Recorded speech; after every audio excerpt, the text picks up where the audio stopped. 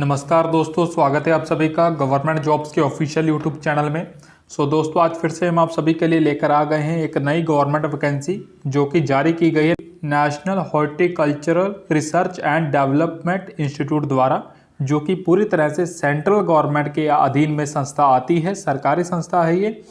इसमें विभिन्न पदों पर वैकेंसीज जारी की गई हैं, जैसा कि टेक्नीशियल ऑफिसर है, स्टेनोग्राफर टाइपिस्ट की पोस्ट है, असिस्टेंट यानी कि सहायक की पोस्ट पर है, अकाउंट्स क्लर्क की पोस्ट पर है, और भी कई पदों पर वैकेंसीज जारी की गई हैं, जिनके बारे में हम आपको अपनी इसी वीडियो में बताएंगे विस्तार पूर्वक कि क्या क्या इसमें योग्यताएं रहने वाली हैं, जैसा कि शिक्षक योग्यता, शारीरिक योग्यता, वेतन आदि, आयु सीमा, और साथ ही आपको बताएंगे कैसे आपको इसके लिए आवेदन करना है। तो वीडियो के साथ आप एंड तक बने रहना। अगर चैनल पर नए आए हो तो चैनल को सब्सक्राइब कर देना, साथ ही उसके बेल आइकन जरूर दबा देना, ताकि जो भी हम अपने चैनल पर नई गवर्नमेंट वैकेंसी लेकर आएँ उसका नोटिफिकेशन सबसे पहले आप तक पहुंच पाए। तो चलिए दोस्तों, करते हैं वीडियो स्टार्ट।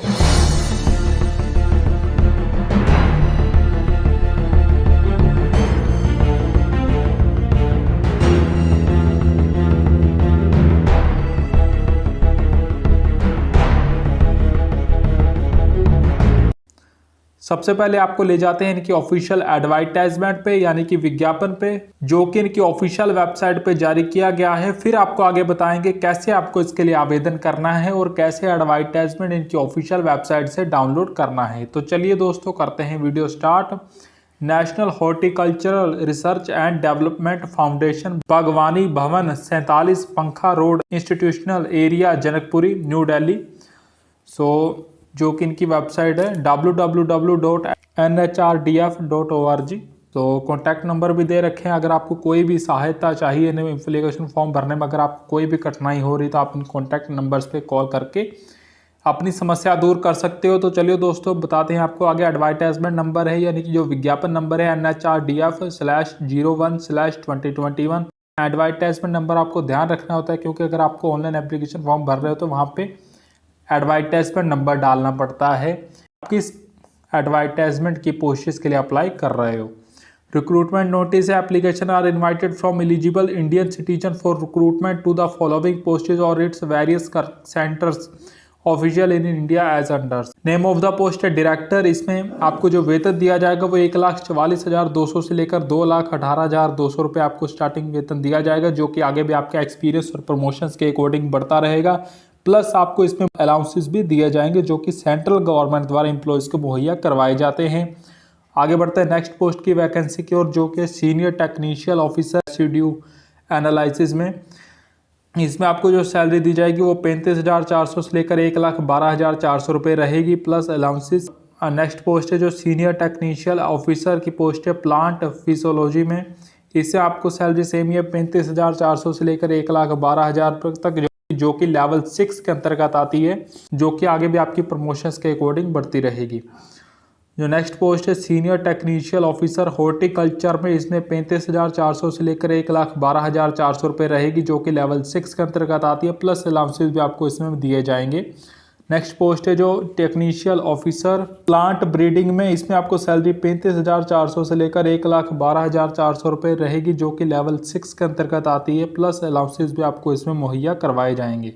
नेक्स्ट पोस्ट है जो टेक्नीशियल ऑफिसर हॉर्टिकल्चर की। इसमें आपको सैलरी 35,400 से लेकर 1,12,400 रुपये रहेगी, जो कि आगे आपके एक्सपीरियंस के अकॉर्डिंग बढ़ती रहेगी। नेक्स्ट पोस्ट है जो कि आपकी टेक्नीशियल ऑफिसर सीड की। इसमें आपको सैलरी 35,400 से लेकर 1,12,400 रुपये रहेगी, जो कि आगे भी आपकी प्रमोशंस के अकॉर्डिंग बढ़ती रहेगी, प्लस आपको इसमें अलाउंसेस भी दिए जाएंगे। नेक्स्ट पोस्ट है जो एडमिनिस्ट्रेटिव असिस्टेंट की। इसमें आपकी सैलरी 25,500 से लेकर 81,100 रुपये रहेगी, जो कि लेवल 4 के अंतर्गत आती है। और जो नेक्स्ट पोस्ट है स्टेनोटापिस्ट की, यानी कि स्टेनोग्राफर टाइपिस्ट की। इसमें आपकी सैलरी 25,500 से लेकर 81,100 रुपये रहेगी, जो कि लेवल 4 के अंतर्गत आती है। और नेक्स्ट पोस्ट है जो कि आपकी टेक्नीशियल असिस्टेंट की, 19,900 से लेकर 63,200 रुपये आपकी इसमें सैलरी रहेगी, जो कि आगे भी आपकी प्रमोशंस और एक्सपीरियंस के अकॉर्डिंग बढ़ती रहेगी। नेक्स्ट पोस्ट है जो अकाउंट्स क्लर्क की। इसमें भी आपकी सैलरी जो 19,900 से लेकर 63,200 रहेगी, जो कि लेवल 2 के अंतर्गत आती है, प्लस आपको अलाउंसेस भी इसमें दिए जाएंगे। जो भी वैकेंसीज जो भी पोस्ट इस पे वैकेंसीज आपको हमने बताई है जो निकाली गई हैं, इन पे आपको अलाउंसेस भी दिए जाएंगे जो कि सेंट्रल गवर्नमेंट द्वारा एम्प्लॉयज़ को मुहैया करवाए जाते हैं, केंद्रीय सरकारी कर्मचारी को। और साथ ही आपकी जो सैलरी है जो आपके अकॉर्डिंग टू एक्सपीरियंस और प्रमोशंस के अकॉर्डिंग बढ़ती रहेगी। फॉर एजुकेशन क्वालिफिकेशन और एलिजिबिलिटी क्राइटेरिया जो रहने वाला है, जो कि आपको इनकी ऑफिशियल वेबसाइट पे भी मिल जाएगा www.nhrDF.org। आपको इस अप्लाई भी इसी वेबसाइट पे करना है, जो कि हम आपको आगे विस्तार पूर्वक बताएंगे, आपको अप्लाई करके बताएंगे कैसे आपको इसके लिए अप्लाई करना है और कैसे एडवर्टाइजमेंट इनकी ऑफिशियल वेबसाइट डाउनलोड करना है। और आपको जो इसमें फ़ीस रहेगी, यानी कि जो आपकी फ़ीस रहेगी इसमें, वो आपकी 1000 रुपये फ़ीस रहेगी, जो कि आपको डिमांड ड्राफ्ट के थ्रू पे करनी है। इंडियन पोस्टल ऑर्डर के थ्रू आपको ये पे करनी है, जो कि इनका ऑफिशियल एड्रेस है national horticultural research and development foundation payable eight new Delhi. इस एड्रेस पे आपको ड्राफ्ट करना है, जो कि ड्राफ्ट में आपको 1000 रुपीज़ इनके ऑफिशियल एड्रेस पे आपको सेंड करने हैं। सो आगे बताते हैं आपको विस्तार पूर्वक इनकी एजुकेशन क्वालिफिकेशंस के बारे में। Details of post qualification eligibility criteria and other terms and conditions जो रहने वाली है। पोस्ट ऑफ डिटेल्स है, जो पहली पोस्ट है डायरेक्टर की, इसमें जो आपकी शैक्षिक योग्यता मांगी गई है वो आपके पास doctorate in any branch agriculture horticulture vegetable science at least 5 years experience as principal scientist head of division professor और इक्विवेलेंट पोजीशन और an eminent scientist of a reputed organisation और institution have at least 15 years experience in research and extension, seed production and distribution of vegetable crops, especially onion and garlic. Evidence of publication activities contribution to suggest that the candidate has broad vision perspective on R&D activities including seed production and distribution of vegetable crops. जो आपकी इसमें शैक्षिक योग्यता मांगी गई है वो आपके पास न्यूनतम डॉक्टरेट इन एनी ब्रांच, यानी कि आप डॉक्टरेट होने चाहिए, चाहे वो आपकी एग्रीकल्चर में हो या फिर हॉर्टिकल्चर में हो या फिर वेजिटेबल साइंस में हो, इन तीनों फील्ड में आपके डॉक्टरेट होने चाहिए, अनिवार्य है। न्यूनतम 5 साल का आपके पास एक्सपीरियंस होना चाहिए, जो कि प्रिंसिपल साइंटिस्ट की पोस्ट पे होना चाहिए या फिर हेड ऑफ डिवीजन की पोस्ट पे होना चाहिए या फिर प्रोफेसर की पोस्ट पे होना चाहिए। इसमें आपकी जो शैक्षिक योग्यता MBA मांगी गई है, यानी कि मास्टर ऑफ बिजनेस एडमिनिस्ट्रेशन आपके पास होनी चाहिए। इसमें जो आपको पे बैंड हमने बता दिया ऑलरेडी, कितनी सैलरी आपकी रहने वाली है, और जो इसमें आयु सीमा वो आपके पास न्यूनतम 52 साल तक है, यानी कि 52 ईयर्स तक के अभ्यर्थी इस पोस्ट की वैकेंसी के लिए अप्लाई कर सकते हैं। बढ़ते हैं नेक्स्ट पोस्ट की वैकेंसी की ओर, जो कि है सीनियर टेक्निशियल ऑफिसर रेजिड्यू एनालिसिस में। इसमें आपके पास मास्टर डिग्री होनी चाहिए एग्रीकल्चर केमिस्ट्री में या फिर ऑर्गेनिक केमिस्ट्री में या फिर एनालिटिक केमिस्ट्री में, और subject from recognised university with good academic record, यानी कि आपके पास इसमें पोस्ट ग्रेजुएशन मांगी गई है, मास्टर डिग्री होनी चाहिए, ग्रेजुएट के बाद मास्टर डिग्री होती है वो आपके पास होनी चाहिए, या फिर एग्रीकल्चर केमिस्ट्री में होनी चाहिए या फिर ऑर्गेनिक केमिस्ट्री में होनी चाहिए या फिर एनालिटिक केमिस्ट्री में होनी चाहिए। किसी मान्यता प्राप्त यूनिवर्सिटी द्वारा गुड एकेडमिक रिकॉर्ड आपके पास होना चाहिए। इसमें एक्सपीरियंस यानी कि जो तजुर्बा मांगा गया वो 2 साल का आपके पास एक्सपीरियंस होना चाहिए, जो कि लैब एंड हैंडलिंग एक्सपीरियंस आपके पास न्यूनतम होना चाहिए। और इसमें आयु सीमा जो 22 से 25 साल तक के अभ्यर्थी ही इस पोस्ट की वैकेंसी के लिए अप्लाई कर सकते हैं। पे बैट हम आपको ऑलरेडी बता चुके हैं। और जो इसमें नेक्स्ट पोस्ट है senior technical officer plant physiology में, इसमें आपके पास एजुकेशन क्वालिफिकेशन मास्टर डिग्री होनी चाहिए प्लांट फिजियोलॉजी में from recognised university with good academic record, यानी कि प्लांट फिजियोलॉजी में आपके पास मास्टर डिग्री होनी चाहिए किसी मान्यता प्राप्त यूनिवर्सिटी द्वारा अच्छे खासे एकेडमिक रिकॉर्ड के साथ। न्यूनतम 2 साल का आपके पास इसी रिसर्च लैब में न्यूनतम एक्सपीरियंस होना चाहिए। एज लिमिट है जो 22 से 25 साल तक के अभ्यर्थी इस पोस्ट की वैकेंसी के लिए अप्लाई कर सकते हैं। पे बैंड हम आपको ऑलरेडी बता चुके हैं। नेक्स्ट पोस्ट है जो सीनियर टेक्नीशियल ऑफिसर की, इसमें आप माइक्रोबायोलॉजी में, इसमें जो एजुकेशन क्वालिफिकेशन मांगा गया है वो आपके पास मास्टर डिग्री होनी चाहिए माइक्रोबायोलॉजी में, और subject with specialisation of microbiology from recognised university with good academic record, यानी कि आपके पास इसमें मास्टर डिग्री मांगी गई है माइक्रोबायोलॉजी में होनी चाहिए किसी मान्यता प्राप्त यूनिवर्सिटी द्वारा, साथ ही अच्छे खासे एकेडमिक रिकॉर्ड के साथ। न्यूनतम 2 साल का इसमें आपके पास एक्सपीरियंस होना चाहिए रेलिवेंट फील्ड में। इसी फील्ड से रिलेटेड आपके पास न्यूनतम 2 साल का एक्सपीरियंस होना अनिवार्य है। आयु सीमा इसमें सेम ही है, 22 से 25 साल तक के अभ्यर्थी इस पोस्ट की वैकेंसी के लिए अप्लाई कर सकते हैं। बे बैंड हम आपको ऑलरेडी बता चुके हैं। नेक्स्ट पोस्ट है जो सीनियर टेक्नीशियल ऑफिसर हॉर्टिकल्चर में। इसमें आपके पास एजुकेशन क्वालिफिकेशन मास्टर डिग्री मांगी गई है, हॉर्टिकल्चर में हो या फिर वेजिटेबल साइंस में हो, और इसमें न्यूनतम मान्यता प्राप्त यूनिवर्सिटी द्वारा गुड एकेडमिक रिकॉर्ड के साथ। इसमें 2 साल का न्यूनतम आपके पास एक्सपीरियंस होना चाहिए। और जो इसमें एज लिमिट 22 साल 25 साल तक के अभ्यर्थी इस पोस्ट की वैकेंसी के लिए अप्लाई कर सकते हैं। पे बैंड आपको हम ऑलरेडी बता चुके हैं। नेक्स्ट पोस्ट है जो senior technical officer plant breeding में। इसमें आपके पास एजुकेशन क्वालिफिकेशन मास्टर डिग्री होनी चाहिए प्लांट ब्रीडिंग में या फिर वेजिटेबल साइंस में from recognised university with good academic record. यानी कि इसमें भी आपके पास ग्रेजुएट के बाद जो मास्टर्स करते हैं मास्टर डिग्री आपके पास होनी चाहिए प्लांट ब्रीडिंग में या फिर वेजिटेबल साइंस में किसी मान्यता प्राप्त यूनिवर्सिटी द्वारा विद गुड एकेडमिक रिकॉर्ड के साथ। इसमें न्यूनतम 2 साल का एक्सपीरियंस होना चाहिए और field of research extension in vegetable crops के ऊपर रिसर्च और एक्सटेंशन पे आपके पास न्यूनतम 2 साल का एक्सपीरियंस इसमें होना चाहिए।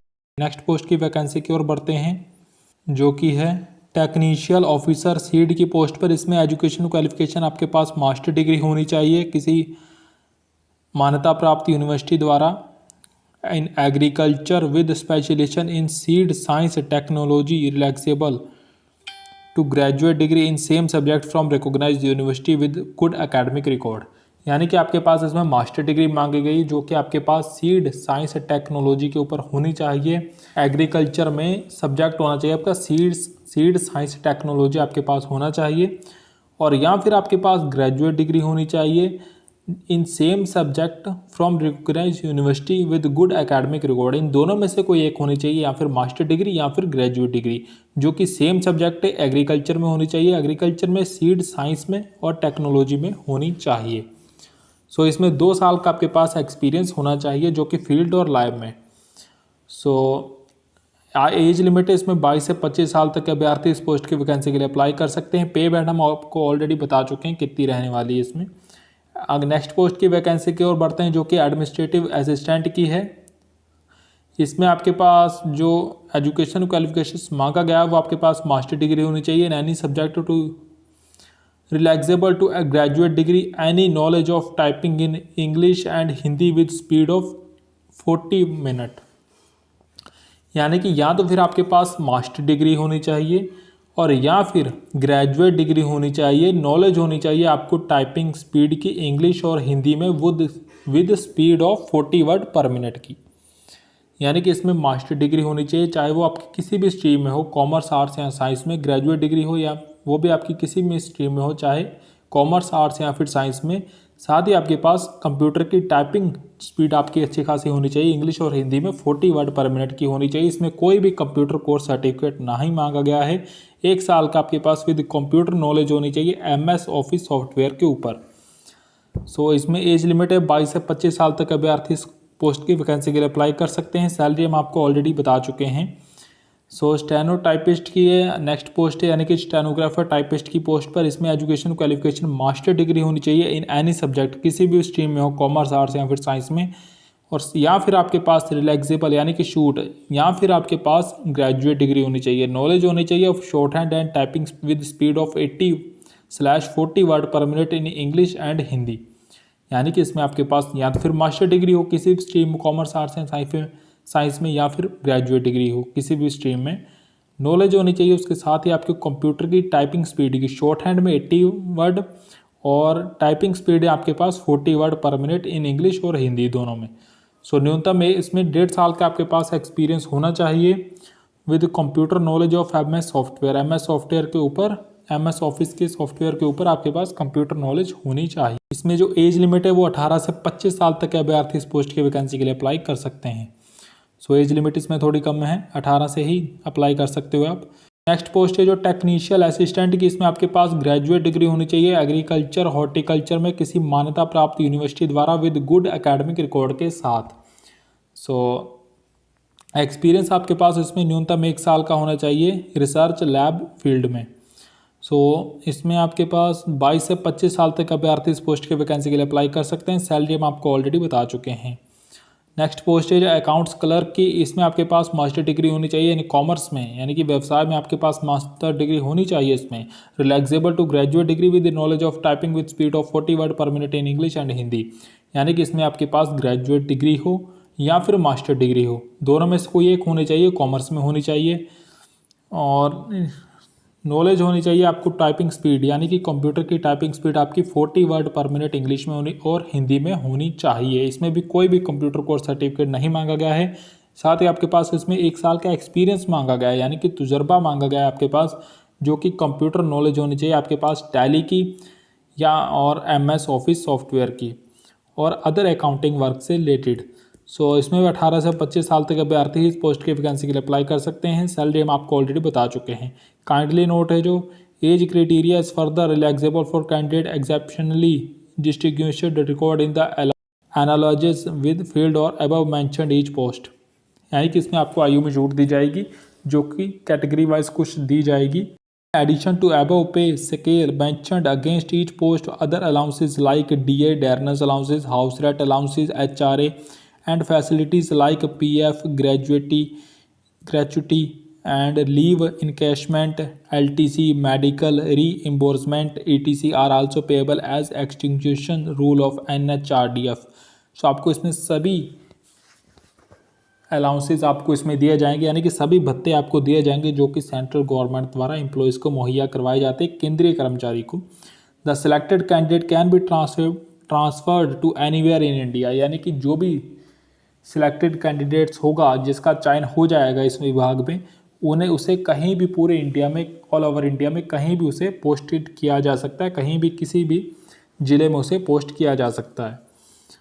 जो ग्रुप वाइज पोस्टेज थी जो कि मैं आपको बताई, टेक्नीशियल पोस्टेज थी ग्रुप ए में, नॉन टेक्नीशियल पोस्टेज थी ग्रुप बी में। आगे एक बार विस्तारपूर्वक देख लें। Read these instructions carefully before filling up the application form in the prescribed format. आपका एप्लीकेशन फॉर्म भरने से पहले ये महत्वपूर्ण जानकारियाँ एक बार विस्तारपूर्वक देख लेनी है, फिर आप इसके लिए भरें। दो candidate should carefully read the details of post requested qualification and experience, terms and condition, fee and other details given below. आपको एक बार विस्तारपूर्वक सारी डिटेल्स पढ़ लेनी है, फिर आपको भरना है ये। Candidate should submit his application form complete in all respect along with demand draft IPO enclosure through registered post speed post on or before 4 October up to 5 PM।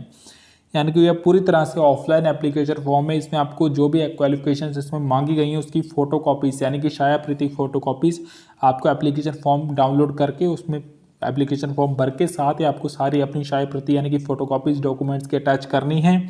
जो बैकवर्ड क्लासेस से आते हैं उन्हें अपनी जाति प्रमाण पत्र की फ़ोटोकॉपीज अटैच करनी है, और जो एक्स सर्विसमैन उन्हें अपना डिस्चार्ज सर्टिफिकेट की फ़ोटोकॉपीज इसमें अटैच करनी है।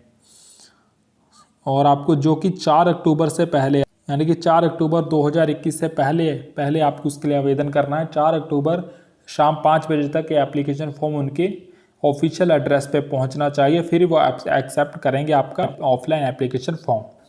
अभ्यर्थी जो है वो भारत का निवासी होना चाहिए। Candidate should have domicile of India since birth. Candidate who wish to apply for more than 1 post should submit separate application form with separate demand draft IPO for each post. अगर एक से अधिक पोस्टिस के लिए अप्लाई कर रहा है तो उन्हें अलग एप्लीकेशन फॉर्म भरना पड़ेगा अलग अलग पोस्टिस के लिए, जो कि फीस जो होगी वो भी दोनों की अलग अलग लगेगी इसमें, और जो कि आपको डिमांड ड्राफ्ट के थ्रू अलग अलग डिमांड ड्राफ्ट को उसका अलग लगेगा और IPO भी आपका अलग लगेगा हर एक पोस्ट के लिए। Candidate should attach following documents with application form. Application form के साथ आपको फॉलोइंग डॉक्यूमेंट्स की आपको फोटोकॉपीज अटैच करनी है, जो कि है डिमांड ड्राफ्ट IPO और प्रिस्क्राइब्ड एप्लीकेशन फॉर्म का। 1 at least coloured passport size self attested photograph आपको लगाना है इसमें एप्लीकेशन फॉर्म पे। No objection certificate from the employer of a service candidate if any.